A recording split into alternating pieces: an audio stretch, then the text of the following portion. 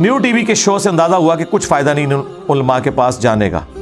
جی تو ہم آپ کو پہلے ہی بتا رہے تھے کوئی فائدہ ہی نہیں ہے. دیکھیں یہ نیو ٹی وی کے اوپر جو پروگرام ہوا, یہ پروگرام میں لینے کے لیے تیار نہیں تھا, کیونکہ اسی ٹی وی چینل نے مجھ سے وعدہ کیا. ان کے سارے بڑوں نے بیٹھ کے میری قرآن کلاسز تسلی سے دیکھیں, اور اس کے بعد انہوں نے ڈیسائیڈ کیا کہ انجینئر صاحب کی تفسیر ہم چلائیں گے. لیکن مولویوں نے دھمکی دی کہ ہم یہ کر دیں گے وہ کر دیں گے, یہ ڈھیلے پڑ گئے. حالانکہ یقین کریں کتے کی اوقات نہیں مولویوں کی, کچھ نہیں کر سکتے, ڈر گئے وہ. تو میں نے انہیں کہا کہ آپ لوگوں نے ٹریلر کیوں چلایا تھا اگر آپ لوگ یہ وزن نہیں اٹھا سکتے تھے؟ پھر آپ لوگ ہمارے اسٹوڈنٹس بھی ہیں, آپ کو پتا ہے کہ مولوی کیا کرتے ہیں. ان کا جی معذرت, آپ ہماری طرف سے معذرت کر لیں, یہ آپ کا رائٹ ہے. پھر میں نے ویڈیو میں بھی کہا کہ یہ ہوا ہے سب کچھ, اگرچہ وہ ٹریلر پہلے ریلیز کر چکے ہوئے تھے. اب اسی نیو ٹی وی والوں نے جب مجھ سے رمضان نشریات کے لیے مانگا, ظاہر ہے سب ٹی وی چینلز چاہتے ہیں کہ ان کی ریٹنگ آئے, تو ریٹنگ تو پھر ہمارے ساتھ ہی آتی ہے. تو میں نے تو انیشلی انکار کیا کہ میں نے پروگرام نہیں دے رہا. پھر انہوں نے میرا ایک کمزور پوائنٹ پکڑا, انہوں نے کہا ٹاپک رکھا ہے ہم نے فرقہ واریت.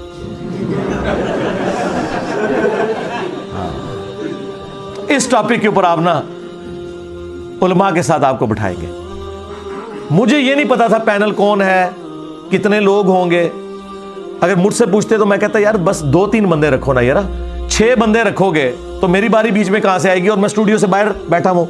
اور دوسرا مجھے انہوں نے یہ بھی نہیں بتایا کہ ایک سسٹر بھی اس میں ہے, ورنہ میں تو ایسے پروگراموں میں نہیں جاتا. اور نہ جب میں وہ پروگرام کر رہا تھا میرے سامنے سکرین تھی, صرف آوازیں ہی مجھے آ رہی تھیں جب وہ ریکارڈنگ ہو رہی تھی. میری تصویر ان کے پاس جا رہی تھی, ان کی تصویر انہوں نے مجھے شیئر نہیں کی ہوئی تھی اسکائپ کے تھرو. تو میں نے کہا ٹھیک ہے فرقہ واریت پہ پروگرام ہے, لیکن مجھے یہ نہیں پتا تھا اتنا لمبا پروگرام کریں گے. مجھے یہ بتایا گیا کہ 35-40 منٹ کا پروگرام ہے, اور عشاء کے بعد تراویح کے بعد ریکارڈنگ ہوگی. میں نے کہا ٹھیک ہے. وہ انہوں نے 3 گھنٹے کی ریکارڈنگ کی. اس رات تو میں سویا بھی نہیں, ساری کے وقت آلموسٹ جا کے ہم فارغ ہوئے. ریکارڈنگ تو پہلے ہو جاتی ہے, چلائی انہوں نے بعد میں تھی. اب ٹاپک انہوں نے رکھا فرقہ واریت, تو میں نے کہا ٹھیک ہے اچھی بات ہے. اور اس کے جو اینکر ہیں وہ بھی معصوم آدمی ہے, فرقہ واریت سے نکلا ہوا ہے. اگرچہ وہ احسان اللہ ظہیر صاحب کا نواسہ ہے, اور وہ جو 2 گلے پھاڑنے والے بھائی ہیں نا لاہور کے وابیوں کے, وہ اس کے ماموں ہیں. ہاں, یعنی ماموں کا دفاع کرنے والے جو ہیں نا وہ اس کے ماموں ہیں. تو میں نے کہا ٹھیک ہے. وہ ڈاکٹر بھی ہے, دنیاوی طور پہ پڑھا لکھا ہے, اور دینی علم بھی ہے, لیکن ابھی ان کو تجربے کی ضرورت ہے. آپ نے دیکھا کہ اس پورے پروگرام میں صرف شروع کے مجھے 3-4 منٹ انہوں نے دیے, اور پھر پورا پروگرام اسی پہ آگے چلا ہے. دیکھے نا آپ نے, بیچ میں 3 یا 4 دفعہ میری باری آئی ہے, اور وہ بھی سیکنڈز کے لیے. اور آپ نے دیکھا جتنی بار وہ مجھ سے سوال کرتے تھے تو ساتھ سارے علماء اکٹھے ہو کے اس میں کود پڑتے تھے سوالوں میں کہ جی یہ, اور وہ جب مجھ سے پوچھتا تھا پھر وہ بول پڑتے تھے اس سے پہلے کہ میں جواب دوں, کیونکہ انہیں پتا تھا. یہ دیکھیں کتنی بے ایمانی ہے یہ. آپ اسٹوڈیو میں ہونے کا ناجائز فائدہ اٹھا رہے ہو. آپ ان 3 گھنٹوں میں پہلے 4 منٹ نکال دیں, اس کے بعد میرے 5 منٹ بھی نہیں پورے بنتے بمشکل. باقی وہ سب بولتے رہے, اور کیا بولتے رہے آپ کے سامنے ہی ہے. میں 3 سیکنڈ جو گال کرتا تھا کام پا کے رکھ دیتا تھا. اور پھر یہ جملہ میں نے ادھر بولا تو ایک مولانا صاحب کہتے ہیں یہ آپ نا بڑے غیر پارلیمانی الفاظ. یار یہ کہاں سے غیر پارلیمانی ہو گئے بھائی؟ کام ڈالنا یہ ہوتا ہے کہ آپ کوئی ایسی حرکت کر دیں جس کی وجہ سے کام بگڑ جائے. ہاں سیدھی سی بات ہے. مولوی کا دماغ ہی دوسرے پاسے جاتا ہے. مجھے پتہ ہی نہیں ان باتوں کا. میں نے کہا ان کے بڑوں نے کام ڈالا ہے. کون سا کام ڈالا ہے کہ ایک دوسرے کو اسلام سے نکال کے گئے ہیں؟ تو چھوٹے اب کیا کریں گے؟ کچھ بھی نہیں کر سکتے. بڑوں نے کام ڈالا ہوا ہے. تو کہتے ہیں جی یہ جناب غیر پارلیمانی الفاظ استعمال کریں. کہاں سے غیر پارلیمانی الفاظ ہو گئے میرے بھائی؟ تو وہ 30 سیکنڈ جو میرے پاس آئے ہیں میں نے اس میں ریبٹل کیا. اور دیکھیں میں نے بار بار ایک بات کی کہ مجھے 3 چیزیں آپ لوگ لکھ دیں. وہ کہتے ہیں پیغام پاکستان لکھا ہوا ہے. یار پیغام پاکستان تو لکھا ہے ان لوگوں کی موجودگی میں جن کو مولویوں کی چلاکیاں، 2 نمبریاں، ہٹ درمیاں نہیں پتا. وہ اتنا موٹا ہے، اس کو چھوڑ کے اتنا موٹا ہو جائے کوئی فرق نہیں پڑتا.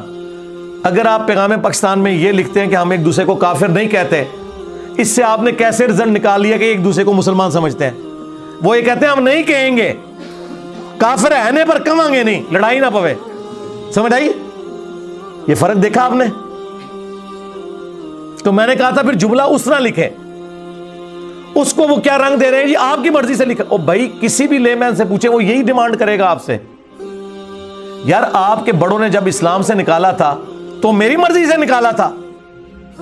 کام تمہارے بڑوں نے ڈالا ہے کہ انہوں نے اسلام سے نکالا ہے. تو جن جن جملوں سے انہوں نے اسلام سے نکالا تھا نا، انہی جملوں میں تمہیں چھوٹوں کو تو اپنے بڑوں کے کرتوتوں میں معافی مانگنی چاہیے نا. یہ ڈیمانڈ غلط ہے. اگر البریلویہ کتاب میں احسان اللہ ظہیر نے احمد بریلوی صاحب کو یہ لکھا کہ یہ سنیت کی آڑ میں رافضی عقائد پھیلا رہا تھا اور کفری عقیدہ منسوب کیا کہ وہی جو مستوی عرش تھا خدا ہو کر زمین پر اتر پڑا مصطفیٰ ہو کر، یہ بریلویت کے کھاتے میں عقیدہ ڈالا، تو اس سے بڑا کفر کیا ہوگا؟ تو اس کفر سے جب تم لوگ توبہ کرواؤ گے تو کہو گے نا کہ ہمارے بابے نے کفر کا فتویٰ غلط لگایا تھا، تو ہم رجوع کرتے ہیں. کہتے نہیں ان کو چھوڑے آگے چلے. آگے کہاں سے چلے؟ اگر احمد بریلوی صاحب نے کہا کہ احکام شریعت میں کہ دیوبندی، اہل حدیث، شیعہ اور قادیانی کافروں کو ساتھ ذکر کر کے کہا کہ یہ 1,00,000 دفعہ بھی اللہ کا نام لیں ذبیحہ حرام رہے گا، یہ مرتد ہے، واجب القتل ہے، کافر ہے. مرتد کافر سے بھی اگلی ڈگری ہے کہ جو اسلام چھوڑ چکا ہو. البتہ یہود و نصارہ کا ذبیحہ حلال ہے، یہود و نصارہ کو یہ بڑا لاڈ کرتے ہیں. تو یہ اعلیٰ حضرت نے جب لکھا ہے تو بریلویوں کا کام ہے نا کہ اس کو الٹ کر کے پیغام پاکستان میں لکھیں. یہ ڈیمانڈ میری غلط ہے؟ خود بتائیں. اگر المہند میں انہوں نے احمد بریلوی کو دیوبندیوں نے لکھا کہ یہ شیطانی لشکر ہے، جس طرح انبیاء پہ شیاطین حملہ آور ہوتے تھے، ظاہر کافر شیاطین ہوتے تھے، یہ ہم پہ حملہ آور ہوئے ہیں، تو اب وہ لکھے نا کہ ہم ان کو شیطانی لشکر نہیں مانتے، ہم مسلمان سمجھتے ہیں. یہ ڈیمانڈ غلط ہے. اگر اہل حدیث کو المہند میں لکھا ہے دیوبندیوں نے یہ خوارج کی جماعت ہے، تو اب کہیں نا کہ ہم انہیں مسلمانوں کی جماعت مانتے ہیں. یہ ڈیمانڈ غلط ہے. کہتے نہیں آپ کی خواہش، میں نے تو معصوم سی خواہشات کی تھی. ایک دوسرے کو مسلمان کہہ دے. نمبر 2 کہ ایک دوسرے کے پیچھے نماز درست ہے.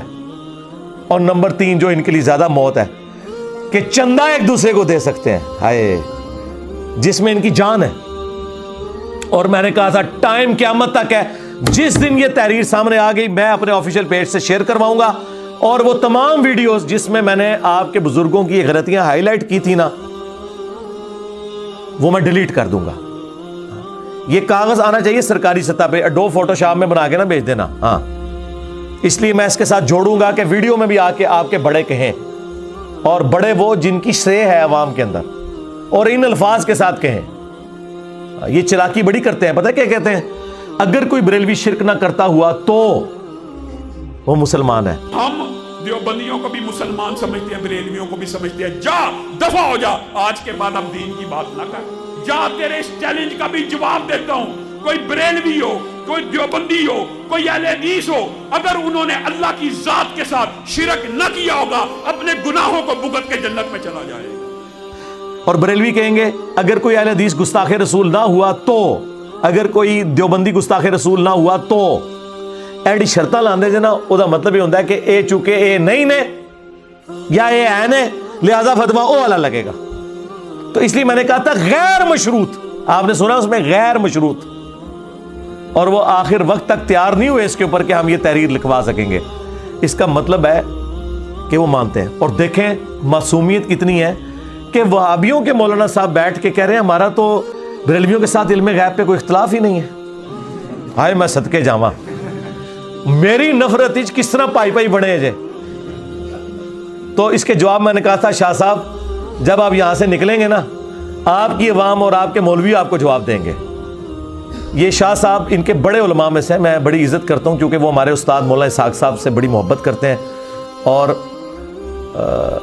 خلافت و ملوکیت کے حوالے سے ان کا وہی سٹانس ہے جو ہمارا ہے، اگرچہ وہ پبلکلی اس طرح بیان نہیں کرتے، ضیاء اللہ شاہ بخاری صاحب حافظہ اللہ تعالی، لیکن وہ بڑی قداور شخصیت ہے، اس وجہ سے اہل حدیث ان کے ساتھ وہ کرتے نہیں، سینکڑوں مدرسے مساجد ان کے انڈر ہیں، بجٹ ان کے پاس بہت ہے، ڈائریکٹ سعودیہ سے آتا ہے، لیکن انہوں نے مجھ سے جسٹ ایک ملاقات کی تو اگلے دن ان کو کلیریفیکیشن کی ایک ویڈیو ریکارڈ کروانی پڑی آج سے کچھ سال پہلے، کیونکہ اپنے مولوی ان کے اوپر ٹپک پڑے، وہی لاہور کے جو گلے پھاڑنے والے کہ شاہ صاحب کیڑے پاسے ٹور پہ ہو تسی، ٹھیک ہے، تو ان کی حالت یہ ہے، ایک دوسرے کا دفاع کر رہے ہیں، اور دیکھو بریلوی بیٹھے ہوئے معصومیت سے کہہ رہے نہیں ہم تو اہل حدیثوں کو کچھ نہیں کافر کہتے ہیں، نہ دیوبندیوں کو کہتے ہیں، تو وہ اسام الارمین کس نے لکھی تھی جس میں اعلیٰ حضرت نے علماء دیوبند کو اور ان کے کفر میں شک کرنے والے کو بھی کافر ڈکلیئر کیا ہوا ہے، اور لکھا چوتھا فرقہ وہابیہ شیطانیہ، یہ شیطان لعین کے پیروکار ہیں، جس طرح روافظ شیطان اتاق کے پیروکار ہیں، یہ میں نے اعلیٰ حضرت سے گن پوائنٹ پہ لکھوایا تھا، کہتے ہیں جی یہ مسئلے دفن ہو چکے تھے، انجینئر صاحب نے نکالے، یار اگر میں نے اسام الارمین البریلویہ اور المہند کسی کنویں سے کسی غار سے دریافت کر کے امت میں آگ لگائی ہوتی تو آپ کی بات درست تھی، آپ کی تو یہ ٹیکسٹ بکس ہیں، پاپا جانی جو سب سے نرم آدمی ہے پاکستان میں دعوت اسلامی والا، جس کو کئی سالوں سے پاکستان کی سب سے پرامن جماعت ڈکلیئر کیا گیا ہے، انہوں نے بھی اپنے مریدوں کو کہا ہے کہ میرا مرید وہ ہے جو اسام الارمین کو پڑھے اور اس پہ عقیدہ رکھے، جس میں دیوبند اہل حدیث شیعہ سب کو کافر لکھا ہوا ہے، اندازہ کریں، تو باتیں مجھے کر رہے ہیں، تو میں اس ٹاپک کی وجہ سے ایگری کیا تھا۔ بہرحال وہ جو تھوڑی سی میری گفتگو ہے اس سے کم از کم وہ جو میں کہتا تھا نا گرم تولیہ ان کے منہ پہ پھیرا جائے، وہ اللہ کے فضل سے جو میں نے پھیرا وہ نقاب ان کا اتر گیا آپ لوگوں کے سامنے، اور اب یہ بالکل پرچی آپ نے ٹھیک بھیجی مجھے، اور واللہ اگر آپ یہ پرچی نہ بھیجتے میں نے بولنا بھی نہیں تھا، ورنہ تو سب سے بڑا کرنٹ افیئر تو یہ تھا آج کہ پچھلے ہفتے ہی میری یہ ریکارڈنگ ہوئی ہے، میں نے اسے ویل لیفٹ کیا، میں نے کہا ٹھیک ہے وہ عوام خود فیصلہ کرے گی کہ میں نے کیا اس میں بیان کیا اور ان کے ساتھ کیا ہوئی۔